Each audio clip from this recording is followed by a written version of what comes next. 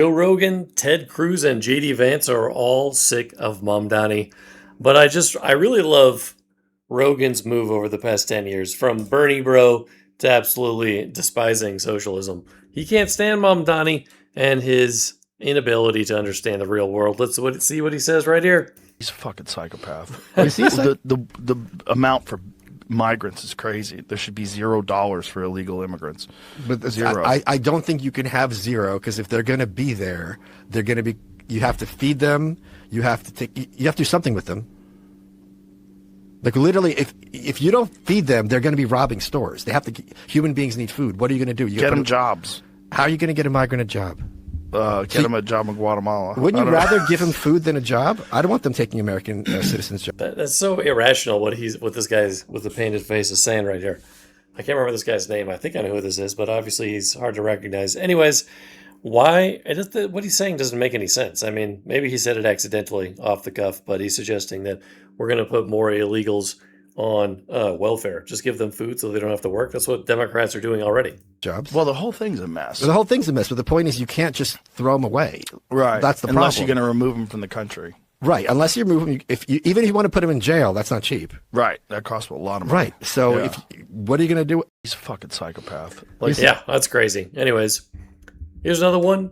It says here, treason alert. 3 senior officials in Ugandan New York City Mayor Zoran Mamdani's administration tried meeting with Iran's UN ambassador while Iran threatens Trump and tensions explode.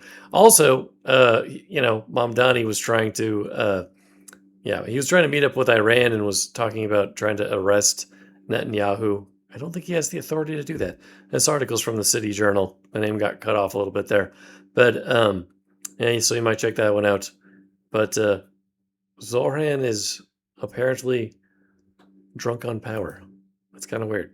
So it says here, Republicans aren't buying it. Here it is from Marco Rubio. Okay. On the other hand, Iran likes to sponsor proxy groups of terrorists. And these terrorists don't care what they blow up. They blow up anything and everyone. Okay, this is who we're dealing with. Okay, this is an Iran that not long ago, through their Hezbollah proxies, blew up a Jewish center in Argentina and killed a bunch of people. This is an Iran that innovated the use of roadside bombs that killed and maimed a bunch of people, including American servicemen, but a bunch of other people. This is an Iran that has organized the assassinations and the attempted assassinations of people all over the world, including civilians and dissidents and people they don't agree with. There is no nation on earth that sponsors more terrorism than Iran, and they've spent millions and millions of dollars sponsoring terrorism and targeting individuals all over the world, and including civilians have been caught up in that. Okay, that's what Iran has done. They didn't spend their millions and millions on building roads and bridges and improving the life of their people. That's why their people are always in the street protesting, because their economy's been in shambles, because they don't invest in their economy. They would rather invest in Hezbollah. They would rather invest in the rapists and the murderers of Hamas. They would rather invest in those groups than they do in their own people. That's what Iran invests in. And that's what you should be asking me about. That's what the BBC should be covering. And that's what these other media outlets should be covering, is how evil these people are in Iran and the damage they've done to people all over the world. The world's leading sponsor of terrorism is Iran. And look what they're doing now. They are holding hostage civilian vessels. Iran funds the Houthis. Go look up their slogan. It's quite terrible. Talking about the end of America and Israel. Including ships that have now been stuck in the Persian Gulf. They've laid mines in an international waterway. And yet, despite all of that, the United States remains committed to finding a diplomatic solution to this crisis. But let's be clear who we're talking about here. We're not talking about some pacifist government over there, or some pacifist regime. We're talking about one of the most vicious regimes on the face of the earth and in modern history. That's who we're dealing with. And we were going to take away their missiles, we were going to take away their ability to make new ones, and we were going to wipe out their navy. Imagine if they had a real navy. What they have now is a bunch of small little speedboats that can lay mines and harass vessels, but they used to have a navy. Now that navy resides at the bottom of the ocean. And that was the objective of Epic Fury. Epic Fury. Yeah, Rubio's killing it. All right. Here's another one from Ted Cruz. Listening to Zoran Mamdani, I can't help but think what a small and hateful man he is. Mamdani holds such disdain for our nation because he does not understand the cause and effect of American exceptionalism. We are strong because our nation is exceptional, and what is exceptional about America is that our rights come from God. Okay? As I listen to him talk, I think what a small and petty man, filled with hate, filled with ideology, filled with contempt, not just for you and me and his fellow Americans, but for the very idea of America. You know, his remarks there are profoundly dishonest. One thing he says is, we are told that America is exceptional because we are richer or stronger or more powerful. Baloney. Who has ever said that? I've never heard any human being articulate that sentence. That's what's known as a straw man. It's erecting a fake argument to then demolish it. He is, in fact, inverting the causality. We are not richer and stronger and more powerful. That is not why we are exceptional. Rather, because we are exceptional, that is why we have become richer and stronger and more powerful. He's completely misunderstanding the cause and effect. What is exceptional about America, number one, is that our rights come from God. And, you know, nowhere in that speech could Mamdani bring himself to say. That's good. Yeah, he won't say it because he doesn't really believe in that. I don't even think he's truly the religion he claims to espouse. I mean, if you're a communist, then your ideology comes from Karl Marx, who was an atheist who weirdly praised Satan on multiple occasions. Okay, here's another one. Mamdani is selling the oldest lie in communism, that communists are for the working class. That's never been the case, right? Marx was a spoiled brat. Marx grew up rich. Marx married into the aristocracy. He wasn't a representation of the poor. Well, and he's contrasting. Everything about America is bad, but then he says, you know, we care for the nurse, we care for the individual person, and this is the classic lie of the communists. The communist comes and says, we're for the little guy, we're for the poor, we're for the downtrodden. And yet what you have, every time you have communism, you get poverty and misery and suffering and death. You get more poor people. You get equality, but you get equality of misery. And in fact, the only people that are not equal are the rulers. Ironically, Mamdani put out a decree. It told New Yorkers, turn your air conditioning up to 78 degrees because it's going to be hot this 4th of July. And a watchdog group came and checked on Mamdani's offices, and of course they were not up at 78 degrees. They were turned down to 72 because what the communist decrees for you, he never lived. Yeah. Well, and I mean, let's remember Animal Farm, right? What they say, some are more equal than others. Some are more equal and get access to air conditioning, and the rest of us plebs do not. Some of us are Learjet liberals who get to take fancy jets across the country or across the world to go to Leering centers. And then the rest of us don't get such advantages, unfortunately. Okay, here's the last one from Ted Cruz. The American dream is real because of capitalism, which is just economic liberty. That's all that is. It's easy. The American dream is real and alive, and it comes from, do you know what gives us the American dream? Capitalism, not communism. If you want communism, Comrade Mamdani, go to Russia. Comrade Mamdani, go to Cuba. Comrade Mamdani, go to North Korea. Why do all the communist countries have such misery and suffering? And you know what they all also have? Zero human rights. Because those petty little despots, and Mamdani is so eager to use that power. When they get power, if you disagree, if you dare speak to the contrary, they will lock you up. That is the history, that is the legacy of communism. That's absolutely true. Sadly, it's very, very true. And here's one from J.D. Vance. J.D. Vance tears into Zoran K. Mamdani's contradictions. His victory was the product of a lot of young people who live reasonably comfortable lives, but see that their elite degrees aren't really delivering what they expected. A lot of truth to that. I mean, that's true of most socialist revolutions as well. It never seems to come from poor people. It always seems to come from the bougie class itself that socialists are always complaining about. Really, they just feel guilty, I think, most of the time about how they grew up too easy.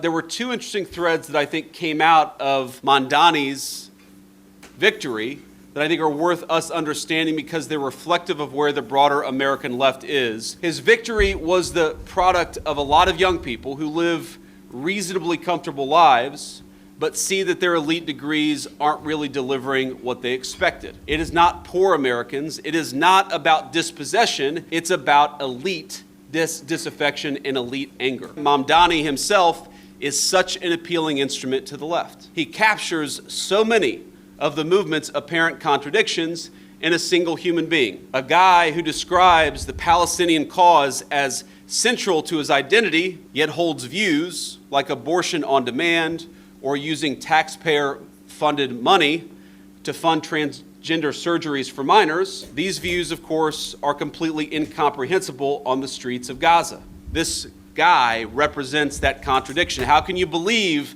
in the cause of the Intifada while also holding views that are completely anathema to those people? And the answer is because he's not building a positive program. He's not trying to build prosperity. He's trying to tear something down. And he's very effective at articulating all of the things that the far left hates. That's what the communists want, is destruction, right? Marx said that communism is simply the destruction of private property. So here is a bit more of J.D. Vance explaining the radical left's obsession with Zoran Mamdani. What unites Islamists, gender studies majors, socially liberal white urbanites, and big pharma lobbyists? It's hatred. I would also say it's hatred of the West, the belief that the West is a prison, and that's their ridiculous belief system. Now, I may not speak for many of you, but I was once comforted by these contradictions within the modern left. How could privileged whites march around with a straight face decrying white privilege? How could progressives pretend to love conservative Muslims despite those Muslims' views on gender and sexuality? But the answer is obvious if you think about it, and it's a very, very dangerous and very sad answer. The radicals of the far left, they don't need a unifying ideology of what they're for because they know very well what they're against. What unites Islamists, gender studies majors, socially liberal white urbanites, and big pharma lobbyists, it isn't the ideas of Thomas Jefferson or even of Karl Marx. It's hatred. They hate the people in this room. They hate the President of the United States. And most of all, they hate the people who voted for that President of the United States in the last election in November. This is the animating principle of the American far left. Now, to be clear, it isn't true of most of the people who vote for Democrats. Most of the people who vote for Democrats, they're good people struggling to get by, even if we think that they're misguided in their political judgment. But pay close attention to what the leadership of this movement says outside of the glossy campaign ads and outside of the general election tested messaging themes, and it's obvious what animates the leadership of the modern Democratic Party. The far left doesn't care that BLM, the Black Lives Matter movement, led to a spike in violent crime in urban black neighborhoods, and it did, because that same movement also led to anarchy in middle-class white neighborhoods. They do not care that Islamism hates gays and subjugates women because, for now, it's a useful tool of death against Americans. And they don't care that too many pharma companies are getting rich from experimental hormonal therapies because in the process they're destroying the so-called gender binary that has structured social relations between the sexes for the whole of Western civilization. And they certainly don't care that deporting low-wage immigrants will raise the wages of the native-born because they don't mean to create higher living standards for those who are born and raised here, whether they're black, white, or any other skin color. They mean to replace those people with people who will listen to their increasingly bizarre ethnic and religious appeals. They are arsonists, and they will make common cause with anyone willing to light the match. And that's why Mamdani himself is such an appealing instrument to the left. He captures so many of the movement's apparent contradictions. All right, JD Vance is spot on there. It says here, Zoran Mamdani is bragging he wiped out New York's $12 billion deficit and brought it to zero. He left out a few details. Kathy Hochul bailed him out with nearly $8 billion in state taxpayer money from hardworking New Yorkers across the state. He also deferred pension contributions for city workers, kicking roughly $1 billion in costs down the road into the 2040s and sticking future taxpayers with the bill. And their taxpayers aren't going to be there, are they? Right? They're just leaving. I mean, the longer Mamdani and other socialists are in power, the more people are going to choose to leave. Meanwhile, his new budget still pours $1.2 billion into migrant services. I want to again thank Governor Hochul, Majority Leader Stuart Cousins, and Speaker Hastie for their commitment to our city. We are working with Albany to deliver critical new gap-closing funding. $352 million in additional direct aid to our city, $3.2 billion through state authorizations of savings measures, including pension restructuring and class size flexibility, and $500 million in new revenues, which come from taxing the rich. Not for long, though, since they're all leaving. I mean, there's a huge number of people leaving New York, just like there's a huge number of people leaving Seattle, just like there's been a huge numbers of people leaving California for years now. So I don't think he has a long-term strategy. And it says there, like this guy wrote, this isn't fiscal magic. It's a shell game, okay? He's bragging about wiping us out. Grandpa's free advice. That's a good username. This isn't fiscal magic. It's a shell game. Yeah, I mean, like, Democrats run cities like, people like those guys ran Enron. They're just trading money around, acting like it's revenue and telling people how great it is, but it's really bad for quite a lot of people. It says here, President Trump on the rent freeze in New York City. What Mayor Zoran doesn't say is that these buildings will soon turn into ghettos and slums, right? Because if people can't be profitable and they're not going to make repairs, so the houses will get worse and worse. This has been the problem for a century with government housing anywhere it's been tried. It says, and then continuing along, Trump says, and that everybody will continue leaving New York. All right, let's listen to the man himself say it. The mayor doesn't say is that these buildings will soon turn into ghettos and slums and that everybody will continue leaving New York. And as this spreads throughout the country, very much like an uncontrollable form of cancer, the country itself will be taken down. It will be third world, strictly third world. And it's happened many times before to very big and very powerful countries. But it's not going to happen to the United States of America. No way.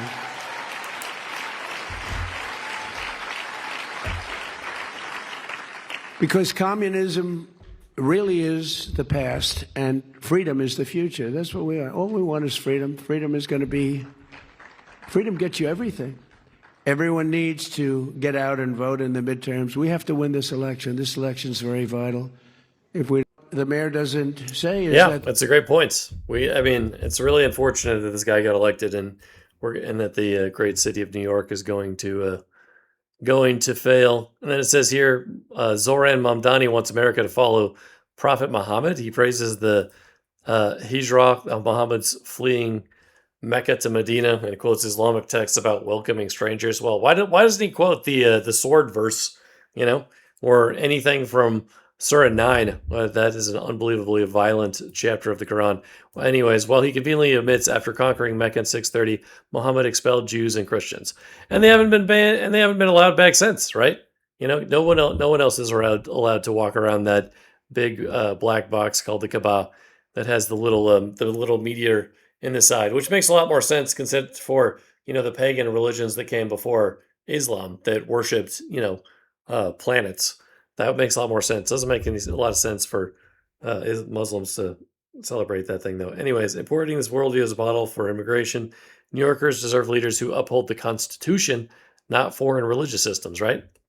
Yeah, we don't want religion taking over the state. All right, here's the last video. Zoran Mamdani decided it was smart to go to a prison and hang out with inmates and watch the World Cup. Why don't you go watch it with veterans or the NYPD? What is this guy trying to say? Mayor Zoran Mamdani decided it was smart to go to the prison, hang out with the inmates because their lives matter. And he's hanging out with them to watch the World Cup. You heard me correctly. And we talked about 66, you have one star rule, you concluded that. And you think that's crazy. The single thing is this. You guys were I hope that this shares with people who are incarcerated here on Rikers that they too are a part of New York City. The World Cup has been a magical moment for the entire city.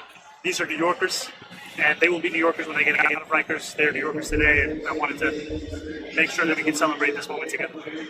Why would the mayor of the largest city, so to speak, go visit inmates in Rikers Island and watch the World Cup with them? Why would he do that? Especially if some of these are murderers, rapists. I can go down the line. Why? I mean, why not just go visit a mosque if that is the case? Just do that. Oh, here's the one. Why not go visit veterans and hang out with them? I don't think that's a problem. Or why don't you go hang out with the NYPD? You know, the police you continue to shun? How about that? No, that's not who he is, folks. As we always hear on social media, listen when they tell you who they are. This is who Mayor Zoran Mamdani is. He puts criminals ahead of American citizens. He puts illegals ahead of American citizens. That's a good point. American citizens are leaving New York because they don't want to pay taxes for the other two groups just mentioned. So to pay them off essentially. So it's unfortunate that a lot of this is going on. However, maybe people will learn. I guess we have to learn at every generation. Like New York has to learn, like Detroit had to learn that far leftist politics just don't work. They're dysfunctional, and they lead to everyone escaping your city. So it's really unfortunate that he's a very fake individual. So we'll call it there for now. But come back soon. Have a good one.